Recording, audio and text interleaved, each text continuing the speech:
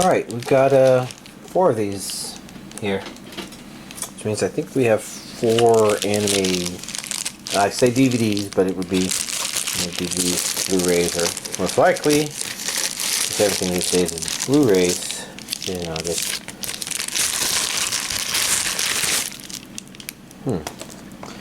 oh, I guess I was wondering if that was about to arrive. I don't think I can watch it yet. I have to figure out what seasons of shows are in there.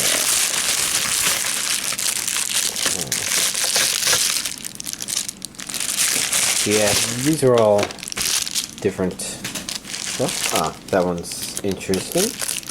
That one was brought to my attention by a subscriber.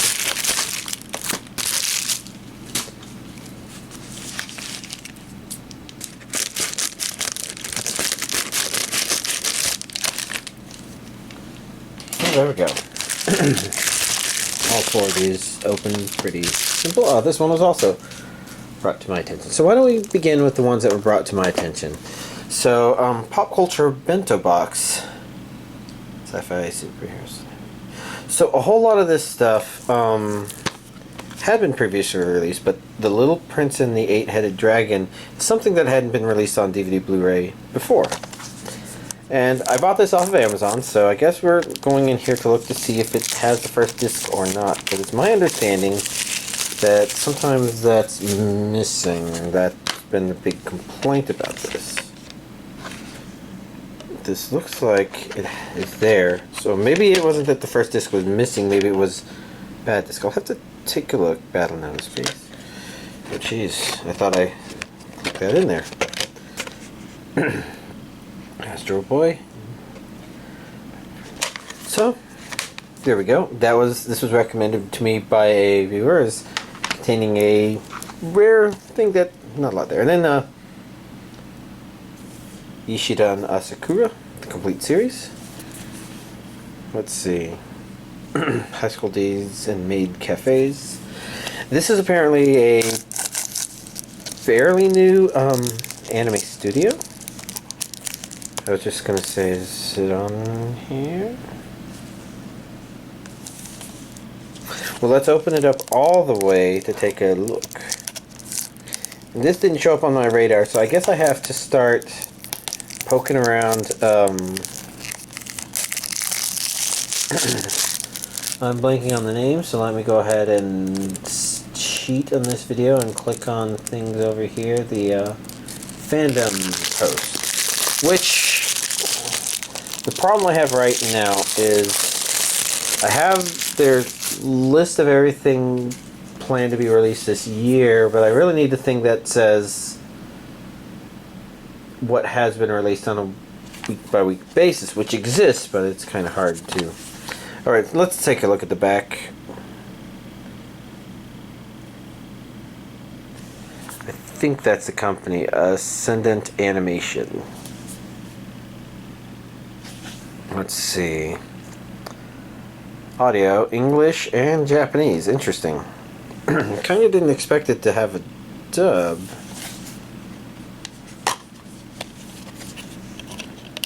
It's all on one disc. So when something says complete series, usually I think like the standard 13 episode thing, but I think that's something else. 12 episodes on one disc. What is runtime? 25 minutes. So that's 12 episodes, 25 minutes. It's about 2 minutes an episode, so they're very short shorts. Just kind of like fun little things for people to see, I think. Next up we have Dororo. And I kind of vaguely remember to hear, and it's from the story by Japan's most legendary creator. That would be highly relevant, because I do believe this might be a Tezuka, person who created Astro Boy. All 24 episodes on 3 discs. That's always nice. The text is very small, though, so I'm having trouble immediately seeing if I'm remembering legendary creator correctly.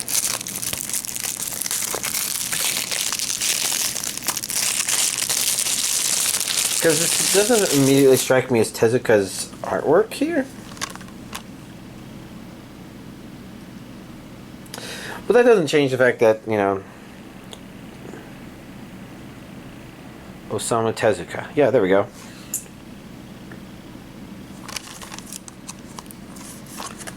Definitely curiosity. And there's a little bit of plastic right there.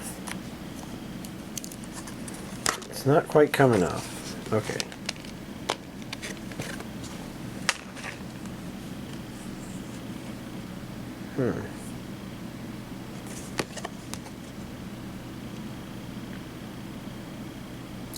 I'm not quite sure what this card is. Looks like an advertisement, but pretty cool. So we've got disc 1, disc 2, and disc 3. Didn't look in the back for this, but that's an English audio with a region A.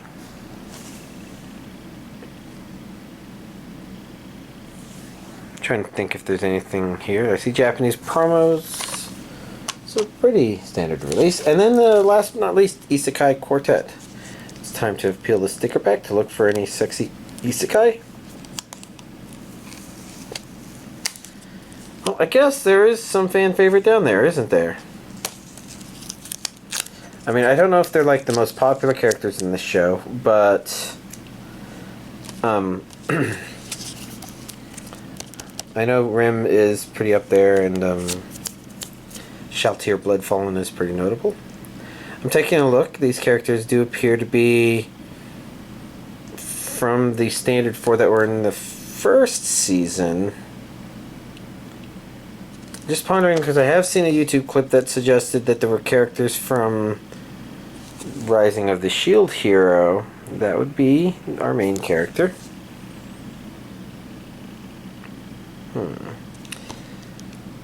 I'm not processing who that is. Could be Emilia. I don't know. Let's take a peek inside, because this is definitely one where it's like I have to figure out what the best time for watching this is. The first one, as people point out, had characters from Konosuba Season 2, so at least I needed to see that. Regions A and B, English dub, 12 episodes on one Blu-ray disc. I was going to say that's the one disc, but holy shit, there's a giant 2 on there. But no, that's because it's Season 2. Here we have Tanya. It doesn't quite look correct. Beatrice from ReZero. If I were to take a guess, the reason it doesn't feel quite right art-wise is Beatrice, at least in the anime or the animated version I've seen, kind of has a resting bitch face, for lack of a better term. A cute one, but you know, still kind of that. And it didn't look like that was there. Oh well. Here's this week's anime DVD collection update. So I don't know if I have a lot to say about Sword Art Online Alicization. I kind of realized that's the pronunciation that was used in the English dub, I guess. So Alicization. I think I've been saying Alicization. Like I've been putting not only emphasis but also pronouncing that second I strongly. Anyways, I think I only watched 3 episodes. I technically feel like it was maybe only 2, but I can't really tell because I know there was the recap of the very first half of the second season, which I didn't really need, but you know, I kind of watched it all.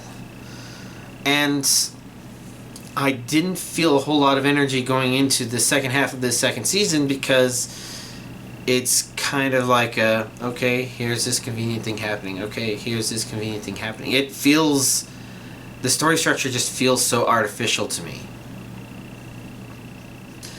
And it's bad. And then my Friday friend was like, well, he'll start watching it. And he only watched 2 episodes, and that was the recap of the first first season, and the first episode of this thing. And I don't know.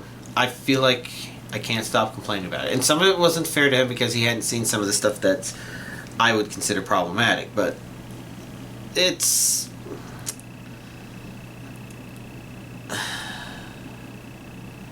I've definitely lost energy there. I think I want to try to finish it. You know, one of the reasons I complain about it so much is because it's not like... It's kind of the same problem as some of the Marvel Cinematic Universe movies. It's like, why'd you dumbasses have to go and do that? It's like, the problem with the Black Panther and Captain Marvel movies are that... aren't even just that, oh, they're woke. And they're so woke that some retard will say, oh, Black Panther is the most diverse movie, when it's actually less diverse than most movies out there because it goes so far in the other direction, but these fucking idiots don't understand.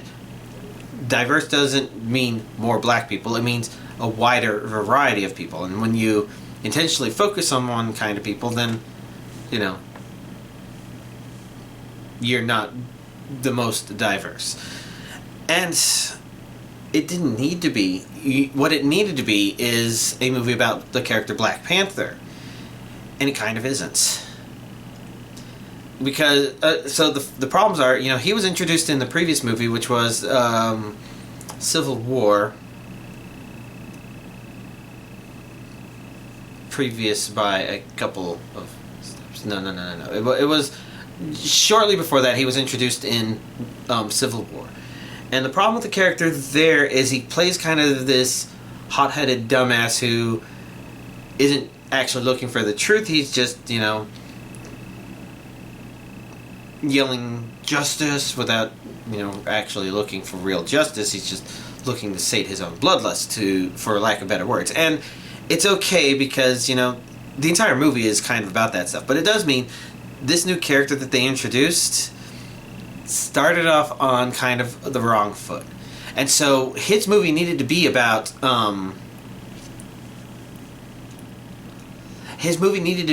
character, and it ended up not. It should have been a, you know, at least follow something similar to a hero story where it's like introduce the character, introduce a problem that he fails at, he does something, comes back stronger. Whereas the movie as it exists is so distracted by its own narrative that instead it's like, well, here's kind of an explanation where he is, and he kind of fails, and he just tries again and succeeds. It's not a particularly engaging story structure for the main character, whom we should be learning more about and learning to accept more as a hero because, you know, he's been introduced as part of the Marvel Cinematic Universe. And Captain Marvel just kind of has a similar problem where it's just like, she's, you know, she's presented in a way that makes you think that these people don't realize that they're making somebody that's more like a villain pretending to be nice as opposed to making a thing. And it's unfortunate because, you know, there's some really good visuals and differentness to it. It's sort of like, you know, when you watch Infinity War, and part of the reason all of this is on brain is because my parents recently watched Infinity War, and I've, you know, thought about this stuff, but, you know, like, in Endgame, when Captain Marvel shows up, it's pretty neat most of the time, and it just kind of makes you sad that they had to, you know, go into Captain Marvel the movie trying to tell a message instead of saying, okay, well, let's do this thing where this character is just, like, really awesome. It's a little lame, and that's the same problem with here. There's a lot of things in this show that are really, really neat, and people probably latch onto that, and that's why it scores so okay. I mean, I think MAL scoring in the 7s tends to be an okay one. It means a lot of people are going to like it. Some people are going to not like it. And the problem for me is the show knows exactly what it wants to give you, but intentionally doesn't want to give that to you because it knows that if it does, then, you know, it will run out of an excuse to keep going. So it just comes up with kind of these convenient excuses that just feel so artificial when there are things you're curious about and want to know, but... And then there's also the problem where, again, it feels like a whole lot of things are thrown into this show that are just like, oh, this would be cool, but I don't know that they feel very world-building. I know there's like this claim that, oh, this is where all of Sword Art Online stuff was trying to go. This is something claimed in the show, and it doesn't feel like it. It just kind of feels like it's an important thing, but why do you suddenly deduce that? This sounds easy to complain. It's really quite unfortunate. I'm gonna probably still continue to try to watch it, especially since my Friday friend's trying to get through it. But a part of me wonders if I will prioritize it less. Especially since, so I was taking a look at the list of stuff. Yeah, I put it in a box back there. And I had mentioned when I was unboxing stuff last time that Shiraneko Chronicle sounded kind of familiar and looked kind of neat. But I took a look and it's probably because I've just seen advertisements for the mobile game, I guess. And I don't really remember them. But the fact that it comes from a mobile game made me think I should probably double check to see if that's what I want to watch next or not. And it looked like it didn't score all that high, and that's about what I would expect from something that was based on a mobile game. Because sometimes the way it tells the story is kind of in the way of trying to be a mobile game, I guess. So instead, it would be about probably some of the things that caught my attention, which is neat character designs and artwork and all that stuff. So I decided, instead of watching that, I'll watch the next thing that looked interesting. That was a Gleipnir. Gleipnir? I guess that's pronounced right. And this was a strange one. It rated better, and I can kind of agree with the rating, just because it is still kind of flawed.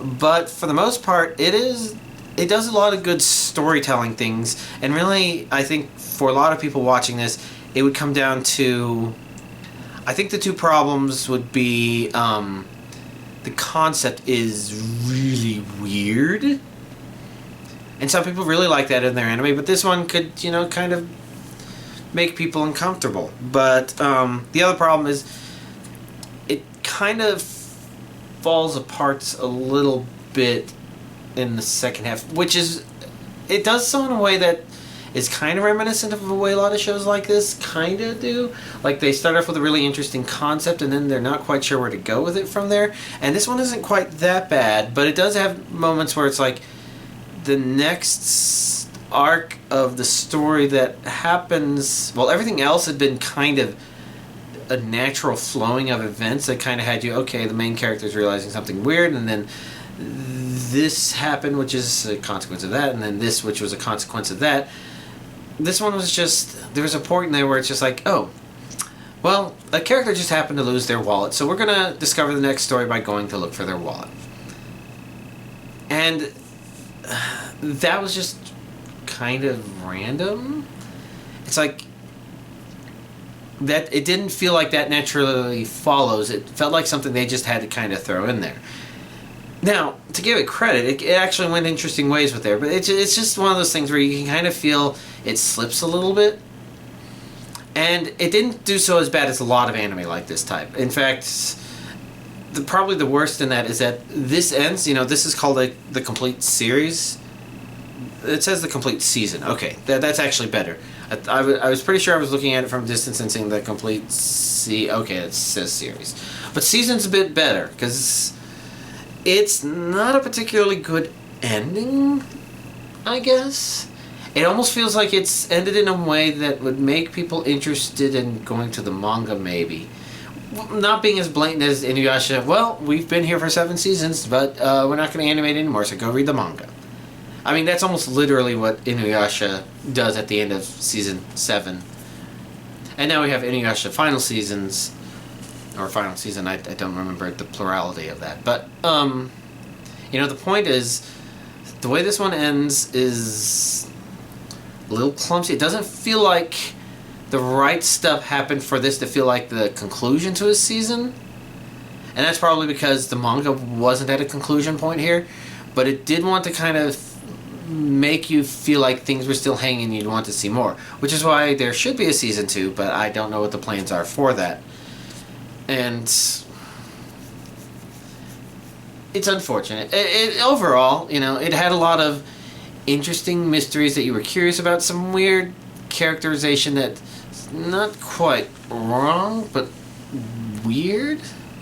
I don't know how to say it without spoiling too much, but yeah. Oh, and of course,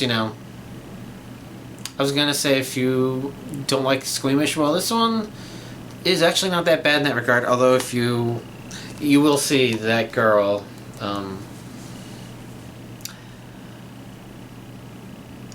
Naked isn't the right word, because the most she's strips down is underpants, but you will see her shape a whole lot, I guess.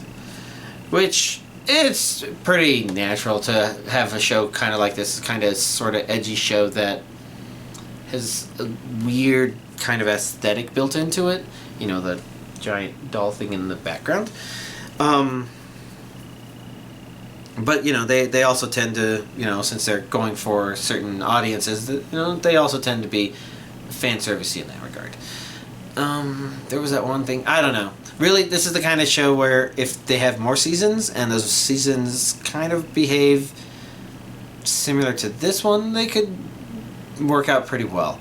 I don't know how much further I would want to see. It feels to me like one more season would be great, but if it sets things up so it's trying to go beyond that, I'd worry about if the second season would kind of falter. So, that's that. Pretty fun anime week. Other stuff. I'm not sure if I have anything else to talk about other than some Rick and Morty. So like last week, I forgot to talk about it in the video, and I posted a comment where I was talking about that episode, which is definitely a very... it felt like maybe people are having a harder time leashing in Justin Roiland, I think is his name, of the guy who comes up with some of the batshit crazy stuff in there. But I think there's more important takeaways from that episode. Brief recap here, because I'm trying to think if those are relevant here, but I think it kind of gave a feel for why Season 5 doesn't quite feel right for me, and that's, it feels like episodes have this tendency to go more over the top. Like they build up to this really big thing happening at the very end of the episode that's complete chaos. And not every episode does this, but it felt like up to that point, a lot of episodes had done it. Like at 3 out of the 4 episodes had kind of done that. And they weren't bad per se. They were entertaining, but it does kind of maybe exhaust a little, or maybe it feels like there aren't as many of those little moments of meaningfulness, which they kind of do exist. But I don't know, it's weird stuff. And the other part was I actually appreciated the fact that that episode, it kind of set things up where it's Morty has a secret he doesn't want to reveal. You know, kind of some of the cringe humor that comes with, is he going to get it revealed, or he has to kind of keep it secret? But it doesn't do too bad of a job of going cringe in that regard, and at the same time, when it is revealed, the show doesn't actually act in the way that it necessarily naturally does. It has a couple of follow-ups to it, but at the very end, it's actually kind of a refreshing take. And I appreciated that mostly because that's kind of closer to what I was talking... well, to what I've talked about before about Rick and Morty being a kind of smart show. It isn't that, like, the ideas that an individual episode is about are necessarily smart. It's like, oh, it's random, haha. But it's more like it does a really good job of telling the story in a way that's refreshing, even if you've been watching the show for 4.5 seasons at this point. So it's interesting because I felt that from that episode, and I haven't thought about it for the next 2 episodes. Next 2 might be the wrong word, because I've watched 2 more episodes since then. One of them is the next episode that comes after that, which, hold on, what happened in that one? That one was a bit of a fun romp. I think that's the best way to describe it. It didn't feel like it did as much of the build-up stuff as the others, but it did feel like it set some things up that, again, it didn't do that it would normally do. That was actually kind of fun and refreshing. I'm not sure how I think about the episode in the grand scheme of things. But the other episode I watched was actually a leaked one. Because basically, instead of showing episode 4, a network in Canada accidentally streamed episode 7. So episode 5 is what was normally aired 2 days ago, 1 day ago. And so 2 weeks from there, right, about 2 weeks from now, is when I would normally be talking about this episode 7, but episode 6 accidentally got skipped. Well, episode 7 got aired early accidentally, so that was available for watching on non-legitimate sources, of course, and I watched it. And interesting stuff in it, but it's interesting because it also feels like it does kind of build up a little bigger. I don't know.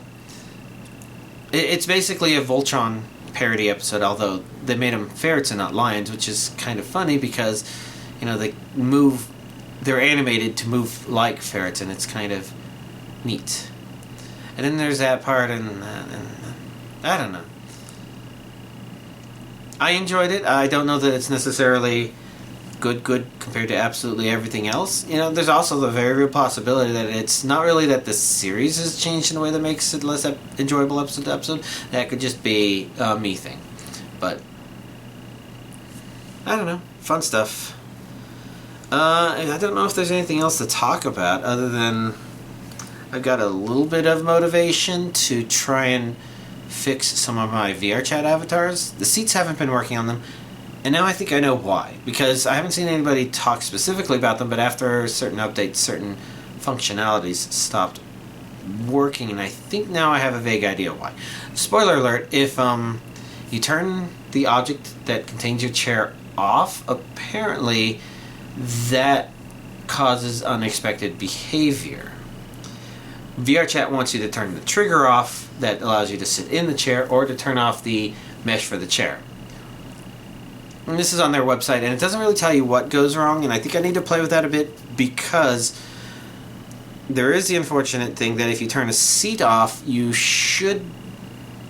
One of the reasons you would turn a seat off before was to force somebody out of the seat. And maybe that's what they're trying to prevent, but... trying to prevent, but yeah, it maybe something else broke. I don't know. But I at least kind of feel like I should play around and, you know, see if I can figure out why that happened. Otherwise, there's other stuff I want to do and think about, but I never have the energy. I mean, it's pretty hard when you know, walk to the grocery store to do your grocery shopping, which I do every Monday, and you come home and you're just too tired to stay up, but also you have some stuff you want to do when working. You know, I keep forgetting to put that in the screensaver mode. Oh. Hey. Well, no. It's not buzzing, so it's kind of nice it's not doing that. I should probably just wrap things up, because that's today's babble. Huh. Yeah. Can't think of anything else to talk about. Y'all, have a nice week.